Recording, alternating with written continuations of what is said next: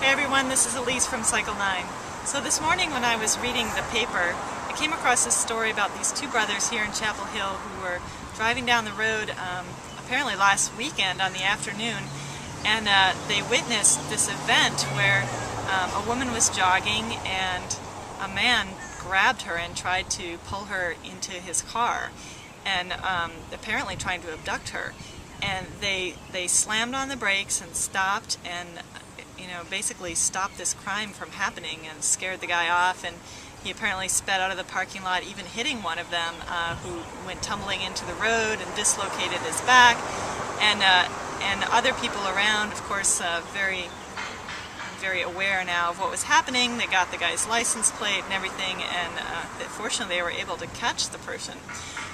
So it's just this amazing story of these people who actually saw something going on that they knew wasn't right and just took action and did something about it right away. And it kind of reminded me of also other people who are kind of like everyday heroes around, that are just everyday people keeping ourselves safe in our cities. Like, for instance, the street vendor who reported the attempted bombing in Times Square, or the guy, the Christmas Day bombing on the plane. It was just another passenger on the plane who noticed something weird going on and took action to do something about it.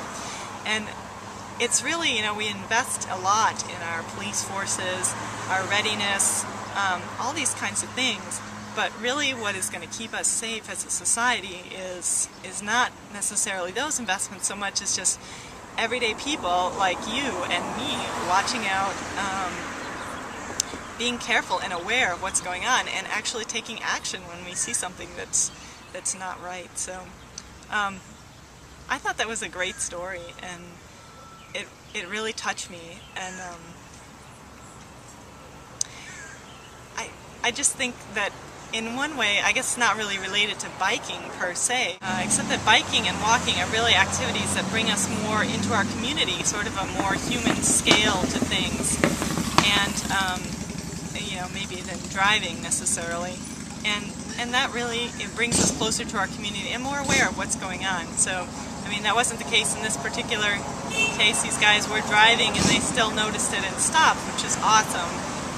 But it was just a thought that I had, that one of the things I like about biking that makes it a little more human scale.